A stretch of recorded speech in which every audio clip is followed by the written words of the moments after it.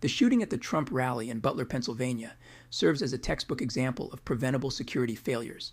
With just a handful of buildings surrounding an open area, one would think that securing all potential vantage points would be a no-brainer. Yet, the shooter effortlessly found an elevated position, exposing the glaring lapses in what should have been straightforward security planning.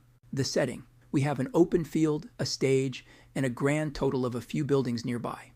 Not exactly Manhattan, is it? The stage where Trump was speaking was about 120 meters away from the shooter's location. With such minimal structures around, you'd think spotting and securing potential threat points would be a walk in the park. The shooter's location. The shooter found an elevated position on one of the very few buildings in the area. It's almost poetic how this isolated building was overlooked as a potential vantage point. It's not like there were dozens of skyscrapers to monitor.